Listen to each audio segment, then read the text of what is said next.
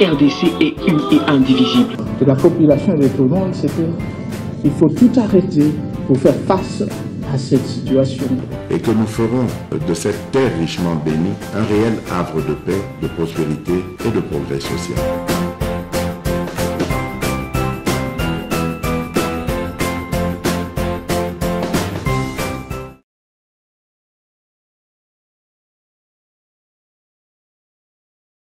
Il est de faible intensité, ça c'est Mbungani, ministre de la Santé.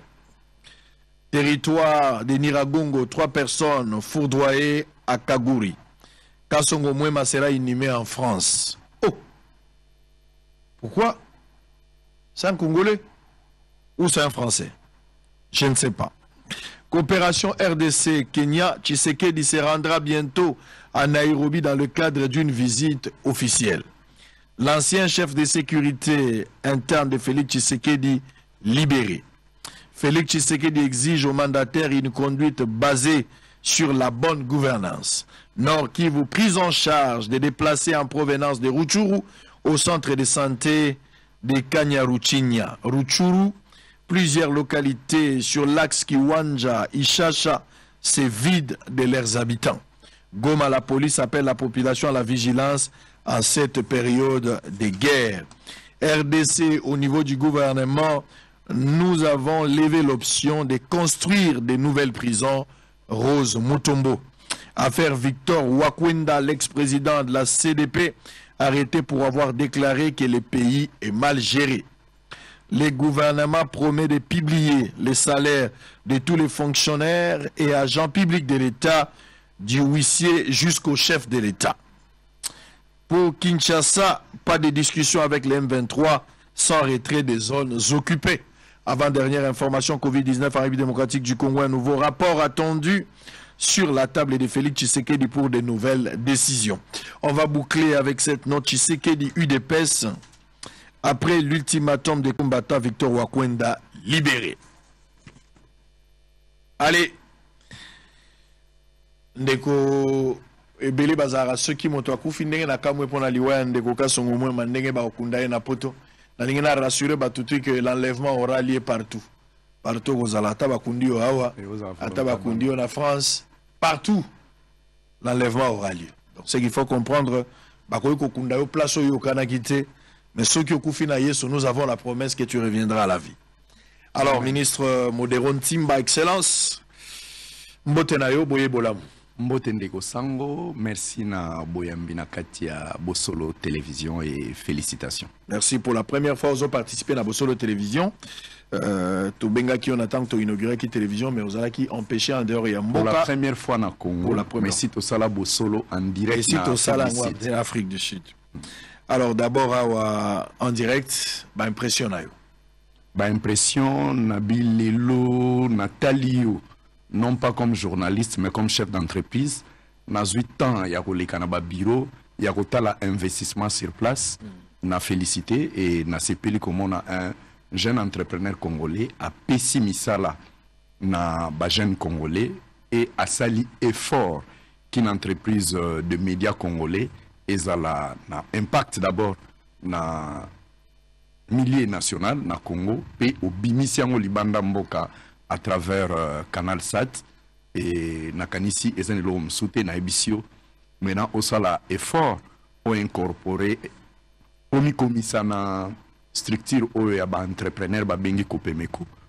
Ceux qui vous usez belé, aucun affect, aux appels listés comme mon koya entrepreneur à Pessimisala na Banamboka, enfin, et permettre aux fans d'Arapena Mesa na l'État pour botalaka. Ni l'État qui peut apporter dans le secteur privé pose à la Libanda Masolote. Très bien. Donc, félicitations.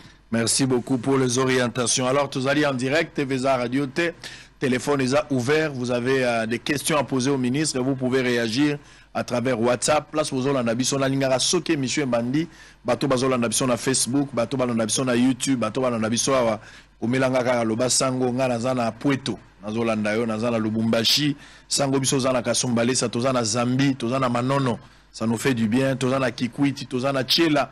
Je me rassure que retour et allé place aux Rolanda Bosolo, Bozali en direct. Partagez également le lien, Bato Bazola dans Facebook, Olanda yo mokote, dès que koti partager, permettre na batumsu soupe balanda. Ba oba s'abonnate, vous pouvez le faire. Nous sommes en direct avec ministre Modero Ntimba. Alors, monsieur Modero Ntimba, monsieur le ministre, pour la toute première fois, Congolais moko a ebiote. Identité na yo. Akoko eba yo ministre na biso. Non, ba téléspectateur. Parce que ba oba zotala ba yebi quand même pour les député. Ba Congolais. Okay. Je parle de Congolais. OK. Ba Congolais baza partout. Ba téléspectateur a solo nde ba Congolais. OK. Alors, je parle du parcours politique, je parle peut-être d'un parcours professionnel. Qui nous avons affaire. Ah, OK. Merci. Ndeko Sango, nganaza monsieur Ntimba Matondo Modero. Na botami na mboka Boma le 16 mars 1978. Na hôpital général à Boma babenga ngo central. Na botami naza mwana Dr Chondo na mama Julienne Makumbu na engumba Boma naza soki ba oba zotalanga na Boma na fandaki na avenue Tabora numéro 35C après na avenue Beaumarchais numéro 777 na koli mingi na territoire à Mwanda parce que ville Boma eza entouré na territoire à Mwanda bisika mama na papa na ngaba bandai ko sala musala pe bisika tozaba originaire mingi na secteur à Boma Bungu na village Obabengi Mateba précisément na Obabengi Kil de Boma na quartier général ya société Babengi société des grands élevages du Bazaïr à l'époque ezaki moko ba société Babengi na groupe Selza compagnie d'élevage du Zaïr. Papa nanga zaki médecin vétérinaire, maman nanga zaki maîtresse après kotaki na société batata na biso. Na koli na milieu wana entre Boma na nani. Mais lokola société zaki monene to tamboli mingi. Donc société on zaki d'abord à travers tous les Congo central, à travers Congo Mubimba, pastoral ya Lomami tout ba parents nanga batambola mingi. Mais ngai na tangi école primaire nanga na Epekizila.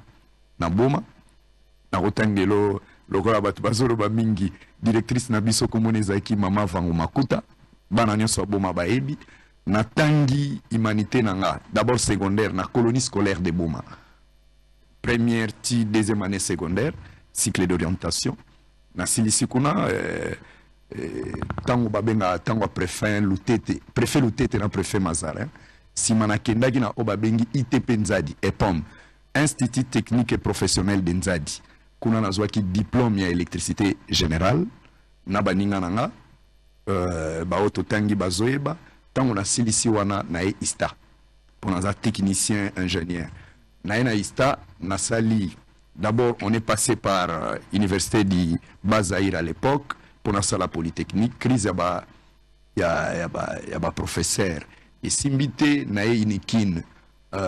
Na prépo politique géopolitique et cela qui y avait to comment qui retard un excès ya bakongo na keista na komami na ista na tangu ya nani o professeur comment on l'appelle DG na biso bandeke la Kazadi oza directeur ya aza directeur asnel na banzi lelo a cause la retraité na koti na ista na tangi na ista na silisi comme ingénieur électrotechnicien. Tango na sisi na ista nde na eko zomsa na ngali boso na bandaki na Nokia isili na sali ba formation kilikili na tangi na Serbie formation na oetangi makambo fibre optique na tangi na Japon na oetali maintenance des ouvrages et maladies des métaux grâce à bourse JICA na tangi pe na Chine une formation à plus de 9 mois na oetali toujours ba ouvrage et infrastructure métallique naza politique, carrière politique dans la bandiango comme militant dans le parti politique babengaki RCD à l'époque parce que nazaki na kulutu abandai ko encadrer na lokola de onkusu qui salome banda de onkusu gouverneur tant ba nommé ba originaire na ba province na bango nani territorial ba originaire ndeto ke matadi na bandi comme conseiller ya gouverneur na cabinet wana. À l'époque, Tokutaka, César Tsassadine Tumba, gouverneur, Azalaka na 3 vice-gouverneurs. Erezaki ba makamba 1+4. Tolongo wana Tosalina gouverneur Jacques Mbadou, tango asalaka 6 mois. Après, Tosalina gouverneur Mbachi Bacha. Naeko koma maire de la ville adjoint à Matadi, maire intérimaire à Matadi, naeko koma ministre provincial en charge à jeunesse, jeunesse, sport, culture et art, naeko koma ministre provincial en charge à affaires foncières, travail, prévoyance sociale à Congo central, tango mandat ya esili en 2013 to perdre l'élection en face à Jacques Mbadou Zongi, ba nommé directeur général ya organisation pour l'équipement Banana Mwanda et chef de projet pour un an profonde. Na Zongi li musala na ya ingénieur, na sali 4 ans comme DG à OEBK, na longwe DG à OEBK 2017-2018 na ke candidat député national na territoire à Mwanda ba votenga comme député national élu ya territoire à Mwanda na liste ya ATIC Alliance pour la transformation intégrale du Congo et un regroupement to salaki na bandeko Nemoyato Kalumba Mwana Ngongo autorité morale de nani Kabila to zaki na autorité morale te ezaki regroupement ya banani mais to zaki membre ya FCC to zaki membre ya FCC c'est FCC autorité morale de Kabila non non, yango bato belé ba bagete. Kabila zai autorité morale ya PPRD, mais azalaki chef ya ba regroupement nyos parce que titre wana eza vague. Abanayi ko signé te na ba regroupement bato. Voilà, azalaki chef de fil wana. Kabila ndega chef na. Pesa ngondengo lobeli mais autorité morale na sepela na ngote parce que eza na définition pratique te. Eza déviation à ba responsabilité pour mutu azanga ndenge ya ko répondre na ba responsabilité. Ça dit aux familles bateau bazowanga na kibasala na Kabila te. Jamais nga sala na Kabila et j'étais un ami personnel de Zoé Kabila. Nga mona memaye na mwanda ndengo mona hôtel wane tongama effectivement na wanga na raté eza passé na nga et passé moko positif parce que nga na sala ki ndena ebisio comme maire à Matadi na sala ki comme DG à OEBK biso bato sali conception ya projet actuel où il lancé na banana to salango na ndeko makoso nazana bilan o na koki ko défendre comme jeune intello ingénieur na Congo to sali ensemble et makambo ne zo ko se réaliser lelo politique faut ko assumer le passé et kondima o bozo sala na le présent. Mais ceux qui pensent que parce que yo mo lobia ko zaki na RCD à Baruberwa effectivement un mouvement Pierre Maroua parti politique parti politique mais c'est parti politique wana izaki na rébellion yo koti yango na rébellion tout en babim na rébellion na parti politique na assistant na premier congrès oyo et transformant RCD comme parti politique et salima na centre nganda Erwana secrétaire général ezalaki Barthélemy Mumbagama to salana ba efole to salana ba vice-gouverneur à banque et Mungu tout ça là effectivement. Mais comment tu as eu aux jeunes au Bunda pour Namboka ou servir rebelle comment à l'époque on dit que okende au s'attacher na bateau bazana makila la maboko bateau babomi bateau yo bazuma nduki pour na réclamer pouvoir est-ce que vous avez accepté quand même de composer avec des rebelles parce que ba oyo bazalaki wana bazalaki na nini tokobeta lisolongo ba oyo bazalaki wana balekaki na élection non ngana kotaki tango ouverture démocratique et salemi place et pesaki ouverture na ba jeune et biso na Congo central tozalaki na difficulté ya ko percer milieu politique et na kutanaki na bakulutu o ba acceptaki to tambola ensemble j'ai adhéré dans un parti politique avec fiche d'adhésion dans un enfant soldat na koki ko mi pesa qualité o na mi pesa te ba oyo batanga na Baruberwa bazali bakoko betelo lisolo très bien à Baruberwa ngai na ebisio na kota RCD comme parti politique eza na histoire te ozo betelanga na sali na bato mayele ebele na koko tangelo mutu lokola efole wambomba oko yebisanga za mutu ya makila na maboko na kotangelo mutu lokola emungu elelo RCD wana ebimisi bato nyonso yo yebino tambo mo bazara pe na RCD azana RCDT ya parti politique ya parti politique azana RCD ya rébellion ya rébellion na RCD ya parti politique na tangelo ba Barthélemy Mumbagama on a ina yeba yo kokota na ya politique ya rébellion kokota non mais au moins oui na passé na bango ke ba boma na oya politique parce que epesaki ouverture na ba jeune ebele epesaki ouverture na diversité ebele ezalaki na même rang na MLC ezalaki na même rang na ba PPRD ezalaki na même rang na oyo nyonso yebi comme parti politique lelo comme Bapalou. Donc ça ne sert à rien. Lelo, tout ça, la logique ou anate, naza lelo cadre, il y a un mouvement politique au Babing. Pourquoi tu as RCD? Pourquoi tu as RCD? Mais ceux qui. Parce qu'il y a une maternité politique. Non. Même pas maternité politique dans les AIDPS comme Jeanne Nyoso Azalaki. Non pas par idéologie, naza monaïsta. Base na biso ezaki base lemba na kotangela yo. Ba jeune belé bazana. Oyebi étudiant congolais Nyoso. Esprit à révolte et bandananu na matrice AIDPS. Après, lelo nazoko s'assumer comme cadre ya Atik. On a koti avec maele Nyoso Abomutu. Discernement Nyoso Abomutu peut to créer yango na misapi na biso moko elaki Alliance pour la transformation intégrale du Congo nazaki Eli. Kolégano na RCD zaika pour na pouvoir. Pour na pouvoir par conviction apparemment. Pourquoi koloba bongo? Non, parce que on y est en qui a maternité non. Maternité outil des pourquoi les locaux minati. Oh balobaka. La tunio qui sont pourquoi au longwa qui na RCD. Na lobele lo mo balobaka na français. Nazo kokoloba. Mais faudrait pas venir manger piment dans ma bouche. Kotsanga maloba na yote. Nga maloba na nga je m'assume comme cadre politique. Il y a parti politique au bengamaki RCD. OK? Ce qui na longwa ki yango ezapona tango to komi na alternance, ça veut dire ba président ba koma ko longwa. Discussion ezalaki Robert Waboyi ko longwa. Asali 2-3 mandats boyi ko longwa biso to se retirer. To se retirer na fandi na nga na koma na nga ingénieur na saka musala na nga tango posa ya kozongela politique eza. Ça c'est plusieurs années après posa ya ko zongela politique ekoki na koti to sali regroupement wana esangisaki bato na ba parti politique comme nango Atik, Alliance pour la transformation intégrale du Congo. Na moment il y a ba élection moto assignaki comme président regroupement na biso camarade Jean-Paul Nemoyato. Oyebi ancien ministre il y a économie. Donc ici on peut conclure que Roubero est un dictateur.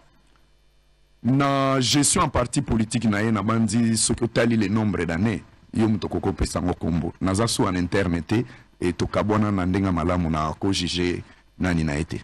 Tu retires quelque chose de positif pour Roubero? Quelque chose de positif, oui. Hein. C'est un homme très intelligent. Et ça, c'est quelque chose de très, très positif. Et des négatifs?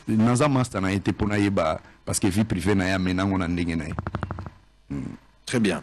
Alors, nous sommes en direct. Vous avez Belé TV Radio. Vous pouvez réagir à travers ces numéros affichés au bas de votre poste. Si, allez-y. Allez-y. Donc, 2018, na ke élection na règlement politique autocréa qui Atik ba votenga na territoire à Mwanda comme député national.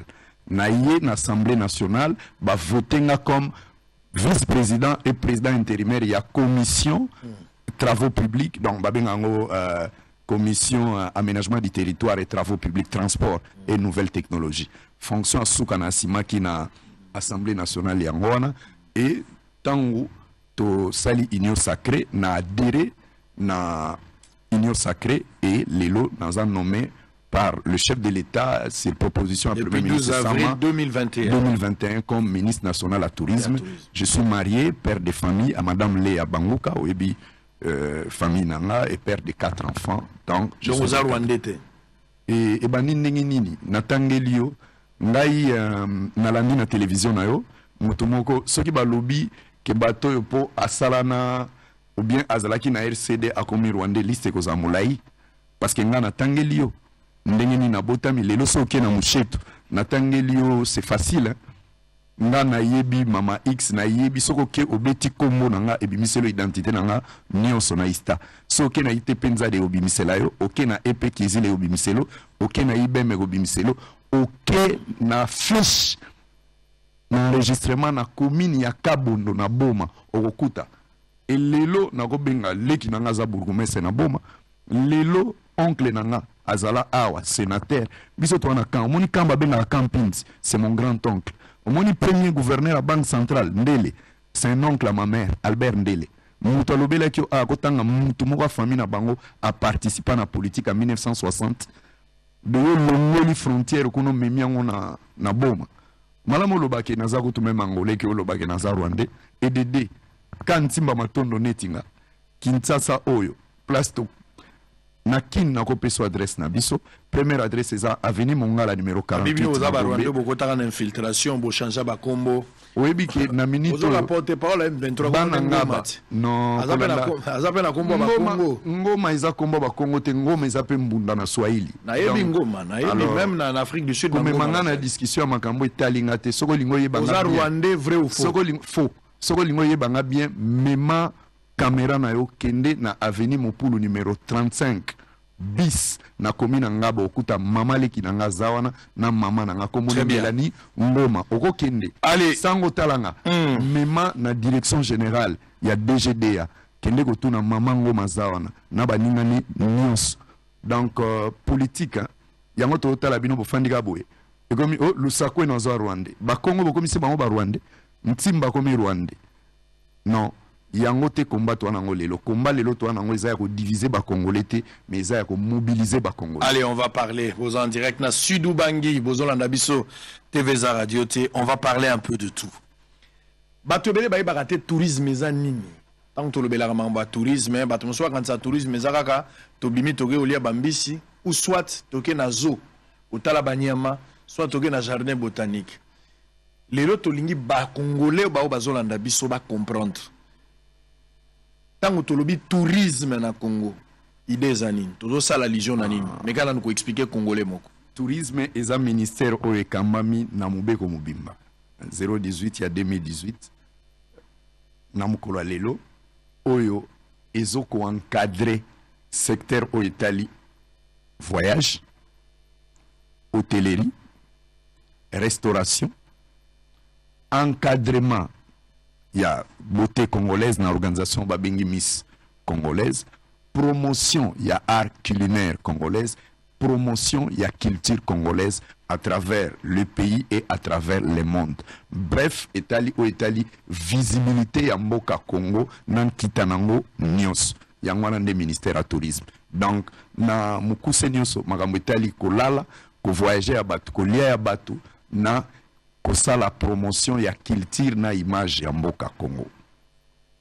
Ba mission oyo ezali a signé na yo lokola ministre to soki moto akomi ministre ya tourisme musala eza penani mais yango na ebisio kaka wana ministre ya tourisme musala na ye eza yango wana koteka destination Congo na biloko nango ya kolia na bisika nango ya kolala na ba air protégé nango neti biso awa do côté kankita ya mboka po bapaya baya kotala pe bana mboka batambola balala malamu na botela malamu selon ba règle balia malamu na ba restaurant ya malamu selon ba règle donc sala nyonso wana yango ne bengi tourisme.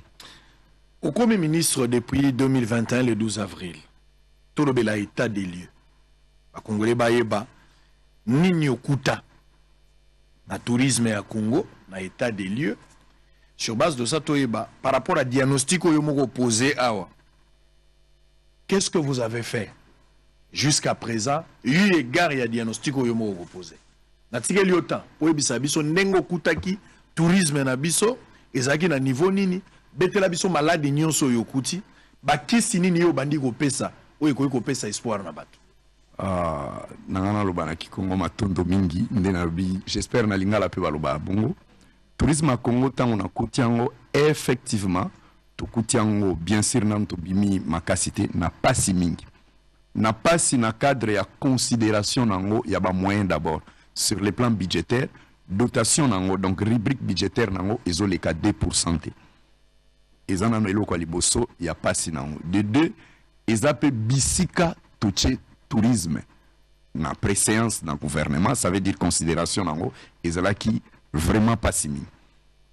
Condition il y a basali à tourisme. Certes administration nous sauté en passe tokutaki tourisme avant bisotoya ezala qui aussi bien encadré Mwandambu na ba ministre lokola Mutiri asala qui proposition ya loi ya tourisme OEPC cadre juridique na tourisme congolais tokuti office national congolaise oyo ezalaki na bâtiment nango omoni bisika lelo ba bengani bango en face à CNSS babwaki bango bazaki sur plein boulevard babwaki bango lelo locataire na sima ya na bâtiment ya kala ya FPI Tokouti tourisme vraiment na difficulté même na o etali outil de travail na bango.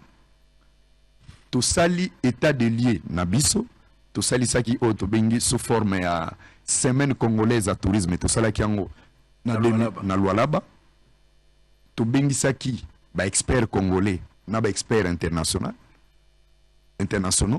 pour basunga biso na ko préparer cahier de charge moko ko préparer biso pour na ko présenter na budget prochain demande ba moyen o ko tinda ke to changer image à tourisme na Congo. To structurer muke o to bengi conformément na nini na mitindo asika na o Italie fonction publique, ça veut dire ko bungisa muke fonctionnement ya administration na biso ko Italie secrétariat général na kutaki ministère signé qui contrat pour na ko numériser secteur à tourisme et puis pour na ko encadrer taxe au babengi redevance touristique, enfin tous ba moyen ya ko sala promotion en tourisme na ba moyen ya ko accompagner ba promoteur na secteur à tourisme. Kuna tokutaki na ebandeli na biso ezo produire entre 200 et 300 000 dollars l'an. Tant que numériser taxe to sali que ko futama ya ba agence baninga na ngasi ba banda ki biso to ko renforcer ezalaki ko futama na maboko mbongo ko mo futama na ba moyen électronique donc automatique mbongo komi ko atteindre 500 à 600 000 dollars. Tant mbongo komi ko atteindre ba chiffre ya bongo et pesi biso mwa lisungi ya ko continuer ko sala o ba bengi implantation ya office national à tourisme parce que yangonde ezana ndingisa ya ko sala promotion ya tourisme na ko investir na ba site touristique na biso na Congo. Tant to bandi bongo to lobi to koki ko suka kaka en internet to bimi libanda mboka soko tali Congo na voyage na ngai liboso na organisation mondiale à tourisme to zalaki na point rouge comme destination. Ça veut dire tango bazoko classé bangonde ba salaka promotion à tourisme à travers le monde ba destination. Congo ezalaki na liste rouge. Ça veut dire soko tuni au monde ba hôtel belé ezalaki kutute na TripAdvisor na plateforme ya ba réservation. Congo continue ko zala toujours Zaïre ezaki pasi lelo soko koti o sala réservation hôtel ozali banda pona Congo pasi même pona koluka billet avion soko ozali banda pona Congo na plateforme tozaki mingi visibilité sauf na ba plateforme privée ya ba société d'aviation au côté na Air France au côté na SN Bruxelles mais na bisika oyo mikile sangani tango mboka lokola Tanzanie ezoko teka Zanzibar biso tozaki absent to keko expliquer bango réalité ya mboka to bundi ko lakisa bango parce que et répondre à banane belé progrès démocratique situation sécuritaire en mboka ba cotisation to régler situation ba cotisation en Espagne na organisation mondiale en mboka ba zongi si biso droit à parole to postuler comme pays candidat to leki nga modéron timba na représenter ki Congo to gagner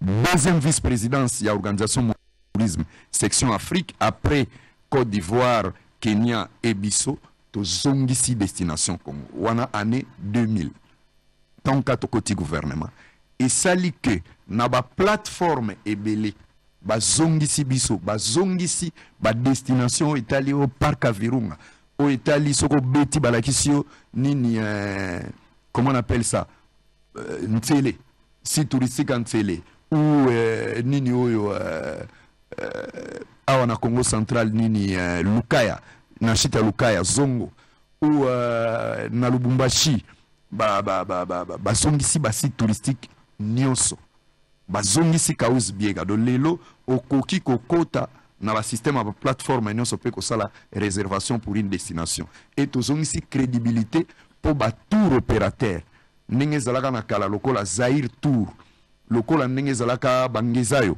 sote na bango tour e bandako lelo to zongisi soko beti par exemple so lingo tambola na nzela Congo central bako yebisa yo kende par exemple na Sir Boulevard société za X pona osala mini publicité na bangote ba robimisela yo ba tour opérateur o yebisinga bozongisi elingo lobake kufaka Si. Nani a baby saka image à Congo sur le plan touristique. Et ça manque y a ba cotisation d'abord yango et de deux ezala qui peut manque ba cotisation na biso na organisation mondiale y a tourisme pendant plus de 18 ans. Tout tient en monte. Tout tient en monte. Et de deux ezali peut manque y a appui y a l'état dans le secteur touristique. Et cela est que ba tour opérateur na biso ba se concentrer qui beaucoup plus na ba voyage interne. Donc ça veut dire soko ke na satellite tour ils ont proposé au cas kolongola yo awa memio na nini na Mbwela Lodge alors que koki ko salela yo plan touristique moko et longoli yo Mbwela Lodge memio na Chitaluka et memio na plage à moins de memio. Donc il n'y avait pas de tour opérateur avec des circuits fermes. Donc fallait qu'on appuyer bango na formation. Faut que ça ba formateur ba outa Afrique du Sud ba outa Tanzanie ba outa nyos yango nyos wana to salaka na semaine congolaise à tourisme et nyos wana za politique tozoko appliquer lelo et lelo na o Italie politique na biso na o Italie ba recette ya tourisme et monani que ceux qui to bundi sous mingi to réduire corruption tito comme à fin de l'année na taxe à tourisme tokoki ko apporter au-delà de 2% na caisse à l'État. Sur le plan touristique, bateau bazali banda ya mboka. Biso pe bateau tozana Congo. Qu'est-ce que nous avons? Qu'est-ce que nous avons de spécial oyo tokoki ko présenter na bateau tolobi na bana na biso ba yebite ba o batangi na classe bakangi te to bateau bazali banda. Si je dois convaincre un expatrié, un citoyen du monde, il faut na memaye na mboka na biso. Sur le plan touristique, nini tozana ngo tokoki ko teka tokoki ko yebisa bateau tokoki ko flatter bateau. OK, na ko répondre en deux temps. D'abord, ce qui est naturel, le Congo a tous les atouts dans le tourisme durable. Ça veut dire que le Congo a 10 parcs et aires protégées. Il y a 5 classés comme patrimoine mondial universel. Donc, Moutakoki est inscrit dans la liste UNESCO et ils ont la sommité à la destination touristique. Ils ont la première zone na biso touristique ya est o babengi le Grand Kivu tozana parc ya Virunga yango na boreza na sommet soko koti sur internet obeti Virunga park romona nyonso eza ndenge nini okosala réservation ndenge nini ba otambusa ona kati nde bisika bitumba eza lelo okomona parc ya Kahuzi Biega Virunga avec comme spécialité nango en première visite ya ba gorille de montagne na visite ya ba volcan Abisso. Mikeno ou les grands volcans en activité, Miragongo. Et ça, attraction touristique moko mondiale, il y a première catégorie. Toké na Obabengi, parc ya Kahuzi Biega, avec comme spécialité gorille de plaine. Et ça, na sommité à ba destination touristique. En tout cas, na partie Obabengi Est Afrique. Et ça, na RFO, na Ituri, Obabengi réserve à fond à Okapi. Et ça, pourquoi? Parce que Nyamawana na Mukili, Azaka na Congo. Ça veut dire, eza destination unique pour na mutunio so amona Okapite a Kendeguna a Monango. Eza na parc ya Upemba pour na ba éléphant nango. Eza le plus grand parc d'Afrique. Eza na plus de 13 000 km², parc de Salonga. Et Bimi na liste ya ba parc Oezaki na liste noire et Kangi province ya Chuapa ya Équateur donc ils ont na carte ya Grand Équateur spécialité nango eza esangisi presque ba nyama surtout ba éléphant ebele na tourbière au Mukili ezolobela na COP 27 eza na parc oyo babengi comment Kundelungu na province ya nini ya Okatanga eza oyo nazotangela yo eza na oyo babengi jardin botanique ya Eyala na Mbandaka esangisi ba espèce belé ya banzete na Kinshasa tout autour tozana oyo babengi réserve de chasse ya Mbombolomene à 150 km sur la route de Bandundu lelo totie kuna ba bungalow eza site touristique chaque week-end ezosala ba plein presque ba diplomate nyonso bazokende eza na jardin botanique ya Kisantu totie d'ailleurs ba bungalow na kati ministère nanga grâce à ya nani ya fonds de promotion tourisme eza na ba espèce nyonso ya banzete oyo ouest ya Congo ezali. Eza na fleuve Congo, plus de 4700 km. Ezali destination touristique moko oyebite ndeko sango chaque dimanche tozana bato bazo bima bazo sala pêche sportive. Eza activité touristique monene pe ba futaka chaque fois na ndolo bazo kende. Wana na pesio possibilité naturelle. Pourquoi? Parce que biso tozana Tour Eiffel te. Donc produit touristique na biso ya liboso eza nature. Eza na plage ya Tonde na Mwanda. Eza na plage des esclaves ya Siamfum. Place tozo tonga obabengi maison de souvenirs. Toza na liste ya ba esclaves tozui e uti terviren une bonne partie ndenge bateka bakoko na biso. Programme wana tozo salango soutenu par le PNID Congo. Ndenge baganayen basali po lelo tourisme mati na Ghana parce que bazana programme moko bengi retour. Donc ba afro-descendants ya États-Unis bazo zongaka soki basali Aden. Biso to bandiango siko. Donc oyo na pesio yango nde lakisi potentialité touristique ya Congo sur le plan tourisme durable. Mais sans compter le tourisme classique, ce que l'on visité, musée national d'art contemporain et zaona mingi batambola na kin samedi ba mema bana ka ningo lobi kolia maboke maintenant on memi mwana te na 24 place à komona bikolo nyonso ya Congo, place à komona richesse culturelle nyonso ya Congo. Musée national? Oui, na musée national wana. Voilà, ozana triomphal. Ozana triomphal. Tozana musée d'art plastique na kati ya Académie des Beaux-Arts. Tolekaka wana ebele mais mukolo nini baninga mususu baebite okoke omena bato bake kotala ba œuvre net ya peintre lokola Maître Blanc. Tozali pe na Institut géographique du Congo sur le boulevard. Et la kisaka histoire nyonso ya Congo sur le plan géographique na Institut ya nini ba bengango ya Institut géographique du Congo pardon sur le boulevard et okoki kokuta nyonso oyo Congo ezanango comme histoire ya baetini ya bikolo nyonso. Ça veut dire lelo tozana réhabilitation esalemi ya tour à Kinshasa to bengaka échangeur.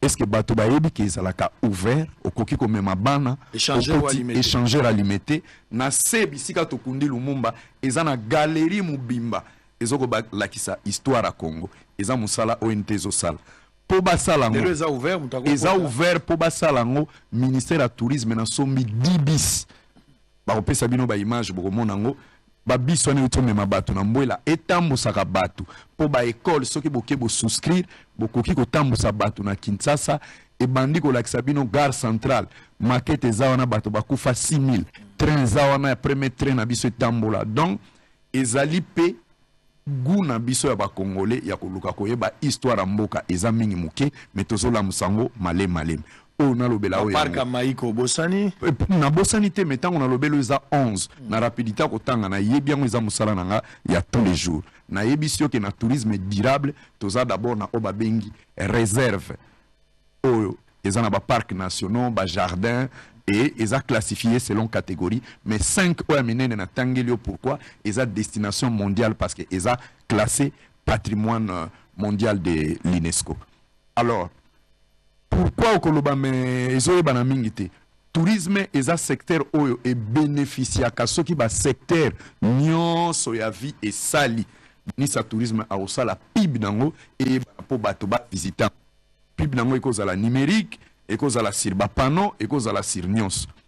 Il faut comme on a possibilité il y a moto à ça la plan touristique il y a 10 jours à visiter Congo mais pas si nango ezani il faut tous à la aéroport au eza et ça la tongo midi pourquoi ceux qui na lobelo sango au laxinga qui aux 50 000 pour visiter Congo mbimba même ceux qui mbongo ne koki mais ba possibilité il y a infrastructure il y a quoi atterrir ko sala 2 jours par exemple na nini na Mbandaka bongo kita 2 jours na nani na Bwende o kita 2 jours na nini na Sankuru na Loja olongwa aéroport à Loja ba olobelo ke avion kita na Butute donc tout ça il faut d'abord ba infrastructure d'accueil et tambo na côté tali na bimi ba air protégé et na ebisio ke nyonso ane ko tambola malamu très bien ce qui peut te développer ba infrastructure d'accueil na aéroportuaire na biso mais na muke utozanango na kolobelo na secteur hôtellerie tozozela mena en dehors ya fleuve Congo na Pullman Memling et Kangi parce que boité tout mon niveau nango ezokita ba initiative privée monsieur sezomata mikolo zoya tito comme à fin de l'année toko inaugurer Sheraton Hotel Moko toko inaugurer Hilton Hotel Moko awa na kati ya Kinshasa pour la capacité d'accueil na biso et na kolobela yo que avant na ya émission na anapi na tangi na ba facilité fiscale au ba PESI ba investisseur de 2019 ti tozana plus de 500 millions batu bazoko investir na secteur à tourisme tant ozomona rotane tongami et ça secteur à tourisme et baza accompagné na ministère na l'état parce que baza qui exonéré en termes de matériaux et construction baza est belé donc tourisme na biso lobby et ko salem mais ba difficulté na ko expliquer avec c'est-à-dire ndenge tokindaka soki moto aki hôtel na mwasi azo participer na tourisme azo participer parce que chaque chambre hôtel est à 4% dans fonds de promotion en tourisme de ce qu'on fout $100 $4 est à l'état ce qui va y bien côté va reverser on a FPT y a on des FPT qui fout la publicité y a on des qui appuyer les activités nous c'est la promotion et tourisme ce qui au lieu d'un restaurant à Malam au tika à 0,6% il y a prix il y a plat au sombi pour la tourisme donc Eko Bonyo soit toi ça c'est pas ça que je voulais dire ce n'est pas seulement Ekobo mais ça n'est mingi na Ekobo que exemple Malam ezate donc séjour oui séjour nyonso bato bakendaka na hôtel donc à chaque fois soko vani na kati hôtel lobenga ngo zala soko koti na zala ozana hôtel ezala pona kolala to ko ne rezala na Kinshasa soko ke Lubumbashi Espagne Lubumbashi non tozwa en interne Lubumbashi okolala na hôtel okipe ko décider weekend okena mama bana na Chita zongo bokolala si touristique ezana tout comme okoki ko décider bokembo mbolumene à 100 km bokolala tout comme okoki ko kende Sablière place na monako sala ki anniversaire à madame et si touristique dimanche peut to na mama na voilà ça veut dire 4% en montant global au futaki a ko reverser na fonds de promotion à tourisme en échange yango ndezo aider biso to réhabiliter ndenge moni to bandi misala na site touristique Antsele oyo ezalaka na kala Ntsele Folis ndenge moni to sa misala na pagode eza mbongo oyo secteur à tourisme ezokozongisa na caisse à l'état est-ce que zone biso ezalaka zone biso ezali toza bloqué ezali Kongo ekoki kozanga banyama te gestion ezalaki mabe omoni ke tosilisi clôture nyonso banda avenue bino bakinois avenue non eza Kasavubu avenue ya sima oyo ebimi na avenue du livre continue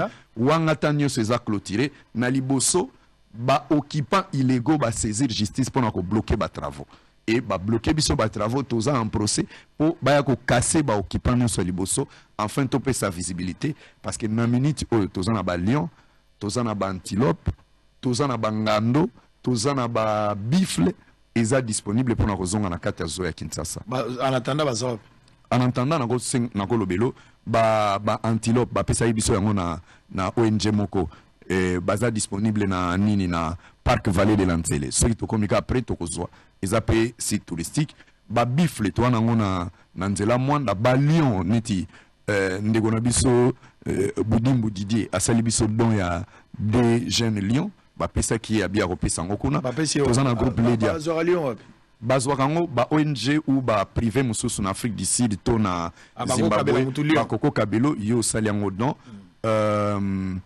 toza par exemple na ba lion ezaki abandonné na nini na ferme ya Général John Numbi ezo sali la biso azana ba lion eza ferme privée oui mais l'état to koko bomate il faut to continuer ko lesango parce que eza catégorie moko protégée toza na bangando toza na d'ailleurs banani ba hippopotame moni bango bazo yenga yengawa bazo ngaka chanik ti kota bralima toko tika bango te bakufa tozui ba mesure ko protéger bango mais mikolo zoya boko mona bango très bien encadré. Na ba parc nyoso tangi ya Kingakati te Kingakati za parc te. Eza nini oyo eza site touristique privé. Eza privé. Eza privé mais ils ont contribué na secteur à tourisme. Ba Lyon eza kuna yo mto pesa bango ba Lyon. Na pesa bango ba Lyon te basomba. Basomba pa na. Basomba et baza 100% privé te baza sous encadrement ya ICSN. Basomba pa na yo. Basombe pa na ngate basomba na Zimbabwe.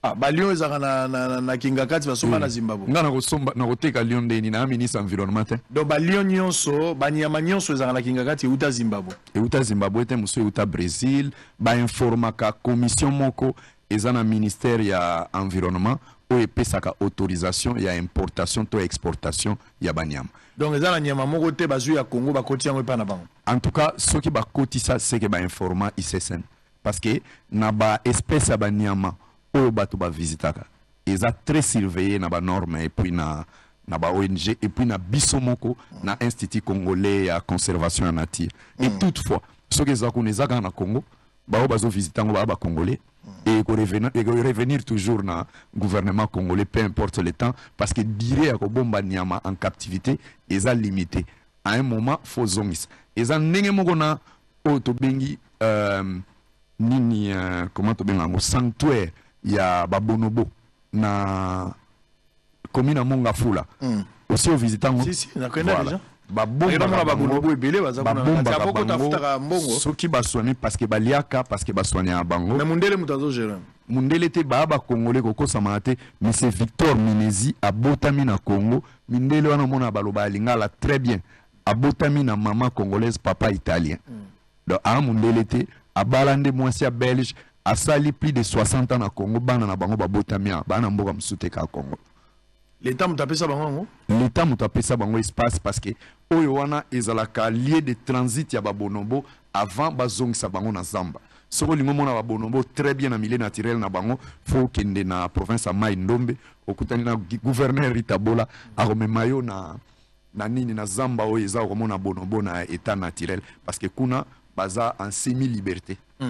Bazo batela bango on a détraumatiser bango omoni bazwaka bango na bakage parce que eza institution moko ezo lutter pe contre trafic ya ba espèces protégées alors soki baleki kuna baleka en transition et ezo permettre ezala moi circuit touristique na bateau nanu ba monango te po yango pe eza espèce moko unique pour la RDC. Très bien.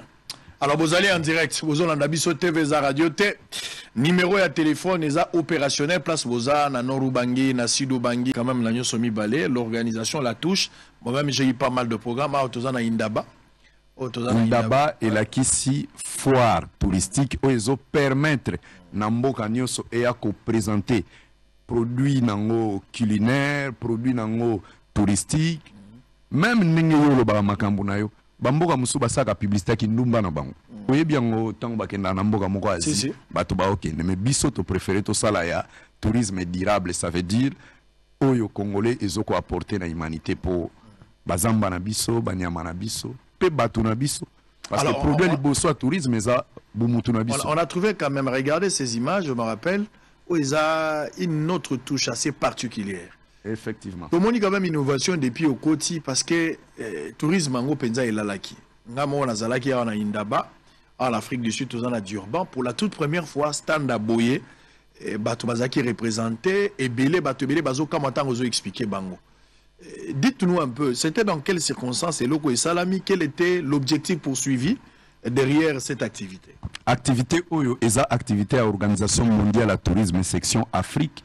Et pesaka opportunité na ba pays nyonso e akoteka produit touristique nango oyo ezopesa raison ke bato baya mboka nango bango omoni wana ozomona tobi musique na biso tozamboka Papa Wemba Fally héritier Zaiko et reste bato mingi basepela nango toamboka bazamba toamboka Ibale omoni wana babonobo omoni nani animal spécial na biso Okapi o Zaini ba hôtel na biso omoni o mususu wana cathédrale première cathédrale à mboka na biso na Boma omoni ba hôtel neti oyo ya nini ya ba masque oyo masque chi nyonso wana eza richesse culturelle à mboka na biso tokendaki pona ko attirer bato baya na Congo.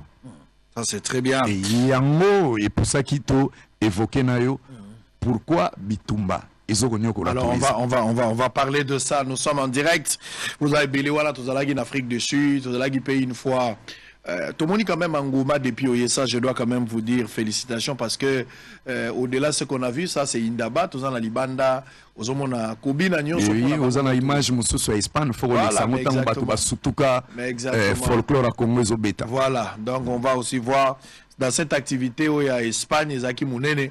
Par la même occasion, tout le monde a même Nani. Je profite à renouveler l'invitation à Bossolo, surtout que beaucoup tiennent international. Donc, on continue aux Anabissona. Merci. Donc, 2023. 2000 janvier, l'équipe de Bossolo sera valablement représentée à Tozana, Espagne. Tozana, Espagne. Pembeni Nanga, ministre ya tourisme ya Espagne. Bakonzi Mususu ya Organisation mondiale ya tourisme. Moto nyonso azolobela mokanai pambate lelo ekomi so balobeli gorille de montagne ole balobela biso balobela ba voisin alors que biso tozana 8000 hectares 8000 km², tout un pays oba bengi parc à Virunga réservé na banyama nyonso mais spécialement kaka pona ba gorille de montagne. Alors tout le monde, tout comme non, il faut to bandako expliquer batu que banyama na biso ba katisa ki na ngambo bazoko boye la bango kozonga na Congo. Alors on va parler maintenant de ça. Bénéficier nango. Selon la situation géographique du République démocratique du Congo, ngaki na yeba quelle est la parce que expliquer nga biloko belo lobi nga weza telle place, weza na Chuapa, weza na Congo central, ça c'est bien. Mais quelle est la première zone touristique en République démocratique du Congo? Et puis la guerre à Est étant une guerre multidimensionnelle, quel est alors l'impact dans le secteur du tourisme et la guerre? Parce que tout le monde guerre. Parce que dans tout ce que nous sommes en train de faire, ce qui est côté à minerai, et la côté à tourisme, chaque secteur a allé impacter négativement derrière cette histoire de la guerre. Vous avez le temps pour expliquer. Première zone touristique, mais néanmoins, derrière cette guerre ici, est-ce que sur le plan touristique, Mindele Bazo Salabiso peut guerre? Ba Congolais bako comprendre ango, Bazo Salabiso guerre ndengenini. Qu'est-ce que nous perdons sur le plan touristique derrière cette guerre, d'une manière générale? Merci beaucoup. La première zone touristique en Boga Nabiso est la Est de la République Nabiso. D'abord les Grands Kivu. Par le climat, eza bisika moko mo eza makasité mbula elekisaka 3-4 jours te par sa beauté toana ba laka minene toana ba île net île idjui et tozana ba nyama moko spécial et déjà Organisation mondiale à tourisme avant indépendance et salaka première rencontre nango na Bukavu. Donc ce qui veut dire que en Afrique la partie est il y a la République démocratique du Congo, et la première zone touristique parce que ça nyonso o mutazana ngo posa. Est-ce que yebi que tozana neige likolo ya Ruonzori? Alors, sur la beauté, le président va nous mettre quand même les images. Tangu collègue nanga muya ya zolo ba bokeba guerre eza multidimensionnelle.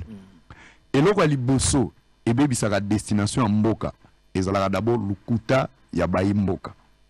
Soko longwe mboka na yo obimi libanda alors que tout marche dans ton pays yo pona ko luka ngunda okoseli mboka makamu soko za moko indice za moke soki bokomi 10 20 100 bozana Allemagne bozana Suisse bozana na tango ba pays wana bakosangana esali bokomi na ba réfugiés politiques belé mboka na bino komi na index rouge. Ça veut dire si les droits de l'homme bakomi ko tonga bino ata bolobaki eza lukuta na ba valeur démocratique muto alingi ko voyager ko mona era ko beta bi ata bozana dictature tabi mboka na bakanga batu moyen baya ezate premier eloko d'abord responsabilité na biso na makambo etali ko kosela mboka makambo et diminuaka viabilité ya nini oya destination touristique. Deuxième eloko eza combat o babengi na combat moko na intelligence économique comment ko indexer baninga. Omoni na minute oyo soko tamboli opinion kinoise mingi ozoyo kabango so tali na réseaux sociaux bazo kanisa bitumba tozana ngoka contre M23 non bitumba tozana ngo banda na Sud Kivu na haut plateau likolo Uvira ti oleki Nord Kivu kuna armée na biso zo bunda na ba groupe lokola Twangiranero, lokola ba groupe belé, ya ba autodéfense, mai tout et tout. Armée na biso ezobunda na ba rebelle Burundi. Ezobunda banda avant même 2019 arrivé à régime oye na Nord Kivu. Tozobunda na ba groupe armé ebelé tout autour ya ba carré minier, ya Castérite, tous les jours armée na biso ebunda. Oya munene vraiment ezana nini oyo objectif ya ko salir image mboka pe ya ko boma ba congolais eza M23. Oleki M23 ngamoko comme député nazaki na Ituri, nazaki chef ya mission parlementaire na Ituri pour une fois na sala 2 semaines na kotala le nombre ya bitumba tozanango o bitumba bazobunda entre ba Codeco na ba groupe Zaïre eze belé entre Balendu Chinyakilima eza ebelé liste eza mulai bazobunda na Banyabwisha ba o bazouta Nord Kivu. Tous les jours on a des morts et on a une armée qui fait face nyonso wana eloko liboso objectif ezaka te baya Kinshasa objectif ezaya ko indexer Congo eza la destination moko non viable parce que tango mutu abeti azumbongo atali alingo mono okapi era robeta alingo mono okapi tinde wapi na Ituri nini eza kuna ba Codeco era kosala message na ambassade na ena kin kalingo kende Ituri ambassade ezongisa nini una guerre ezali kokende te mutu wana sali nini na plateforme électronique a fini bouton guerre en Ituri eza quelque part na monde na carte nini ya Congo po mutu alukaki yake nomona okapi et pona ko boma indice wana yango zomona bazoboma ka ba congolais te il y a 5 ans passé olandaki groupe armé Mubimbe koti na réserve au Okapi et que na siège à IDC na quartier général nango et bomi ba Okapi nyos. Donc symboliquement ce bobomi nyama wana aza unique na Congo symbole nini bozopesa. Guerre eza kaka na fronté, guerre eza même sur le plan touristique. Ça veut dire destination à RFO na minute eza down. Deuxième guerre oyo erbozolo bitumbeza partout. Tango bibudimbo ameki kaka kocha bloc pétrolier ezana Virunga ba ONG nyonso etelemi. Mais tango M23 ezobeta masasi na ba village o ezana kati ya parc à Virunga ba ONG na moyelo ba landanga bien sango o batu bazolo bakaka Kibumba Ruchuru. Est-ce que boyebi ke cité Ruchuru une bonne partie ezana kati ya parc à Virunga? Parcours nyonso ba rebelle banda bandaki Bunagana ti bazo ya Goma bazo traverser katikati ya parc ya Virunga. Virunga eza joyau congolaise banda ofandi oyoki déjà WWF sali communiqué que ba congolais bazo kufa mais bazwa kaka ebembe ya gorille de montagne moko balakisi bango nyonso balobi nini babomi ba gorille. Il y a une politique d'anéantir le Congo sur la carte mondiale suite à ses richesses. Ce qui va bomi bino na viabilité à visite, le reste on vous détruit en interne pour bien piller le pays. Donc le front est partout. Sur les 8000 hectares, l'élo ya parc à Virunga, mais plus de 4000 les a contrôlés par les M23. Les mêmes ONG, Oyo et Satakaki, na collègue hydrocarbures, ils ont condamné tout. Ils ont le bâtin, mais les mêmes ONG financent les activités. Il y a parc à Akagera de l'autre côté. Oyo Kohiko Kota plus de centaines de fois dans parc à Virunga. Les mêmes ONG et Yebike, Tozana, 2 familles de gorilles congolaises officiellement identifiées et 400 en Rwanda. Comme on a une famille Kwitonda. Bakotaka 15-15, les loba comme plus de 40-40 na famille. Bagoril. Bagoril. Oyabiso. Oyabiso. Bakimaka? Bakimate, omoni, ezaka na tongo, bazalo kola batu. Akola mga na tongo bi. Biso to na frontière. Bango ba na frontière, parce que massif à Virunga. Et bandé pa na biso e Matie, Zundambu, Rwanda, ti, Uganda. Mais, gorila zalaka, akola mga na tongo ake tambula na ngambu na poko zongi kolala na ndako na ye. Oya biso banda ba katisa mo eba zonga. Mais lokola ba scientifique na biso basaka suivi ba yeba ko identifier qu'il y a des familles de gorilles de l'autre côté. Tango ba gorille na biso boti ba sali cérémonie à baptême ya ba gorille na oya biso ba baptiser bango sans ko associer ba congolais ba bengisi pe ba toneti ba Drogba ba visibilité internationale guerre na biso eza partout dans Rwanda zo biso na ba gorille mais bien sûr famille nango eza famille kwitonda ambassadeur awa dernièrement na tunaki et avant bitumbe bima ba tozaki na plus ou moins entre 300 000 $ faut ba reverser parce que accord ezali soki batali biloko na mbongo nango ndambo bango bazui ndambo ba reverser pa biso mais nini esalaka bazonga te parce que bitumba soki eza chaque jour epa na biso banyama bakati kuna bazonga te pour makele les akoto détention ndenge minduki ezobeta bongo banyama baosani bon sikoyo yo zo expliquer nga makambo yo c'est-à-dire tozana ebele bomengwele ki ebele onzambe apesi biso Rwanda zana nini oyo bato bazo avier kokendaka Rwanda par rapport na biso Rwanda zana nini omoni na sur le plan touristique non na kofanda ya bamboka Rwanda ekutanaki na likambo moko oyo communauté internationale ekokai kosala te ko protéger te génocide eza likambo moko mawa baboma bato na mboka wana lokola une bonne partie ya ba décider à monde bazana culpabilité que basala musala malamu te bakomisango raison pour na existence na bango basala na bango o balingi po bango baza vulnérable babomaki bango et biso pe na côté na biso eza interpellation na bana mboka ya koyeba ke na construction ya botongi mboka disons nyonso ezalaka résolver na ba élection te mboka après ba élection faut que stabiliser yango kotia mboka na ambiance électorale en permanence alors que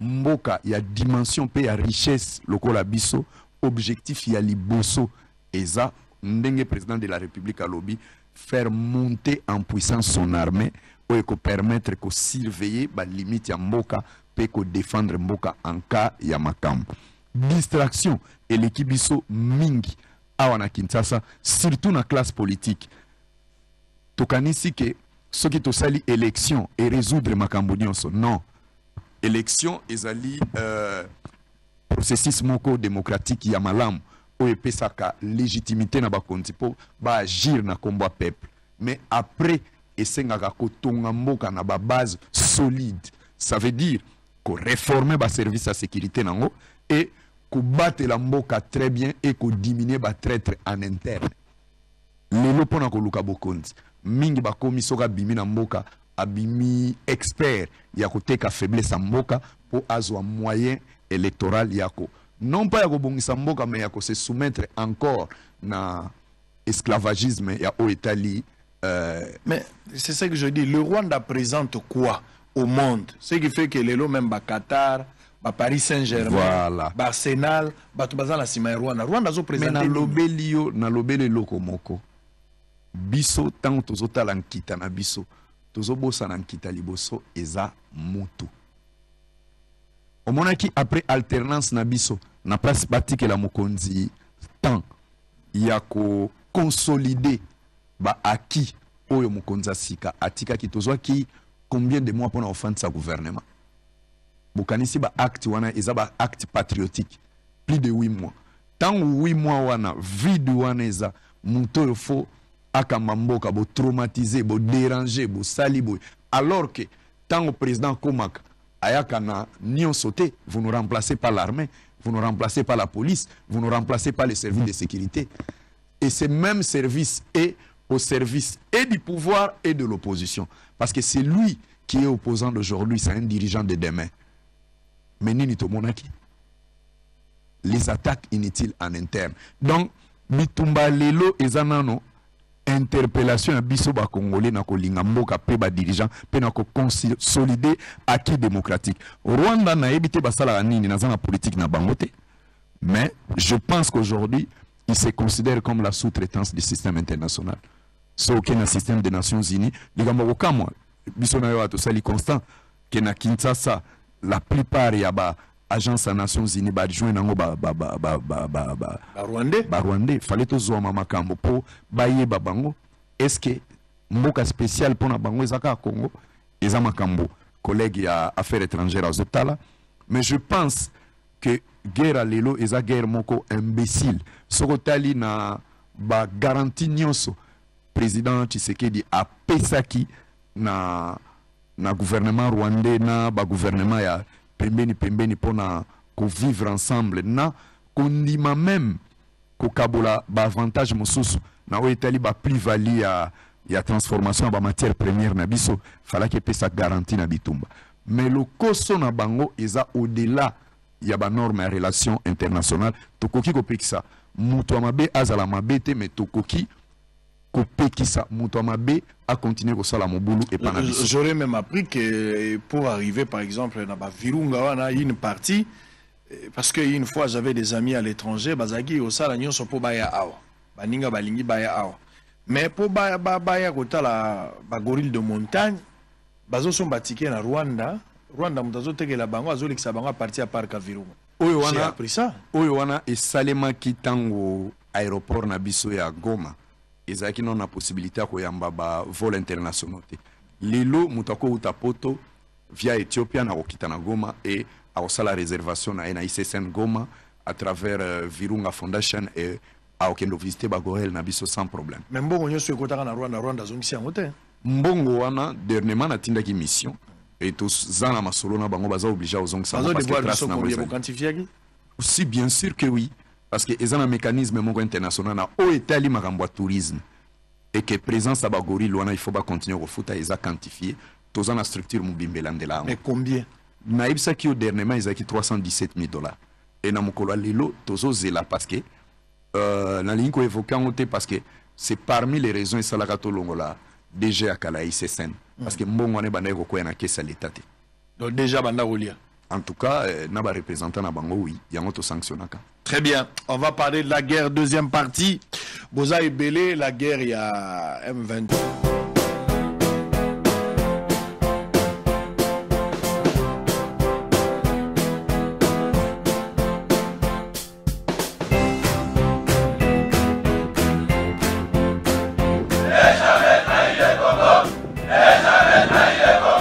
La RDC est une et indivisible. De la population et de tout le monde, c'est qu'il faut tout arrêter pour faire face à cette situation. Et que nous ferons de cette terre richement bénie un réel havre de paix, de prospérité et de progrès social.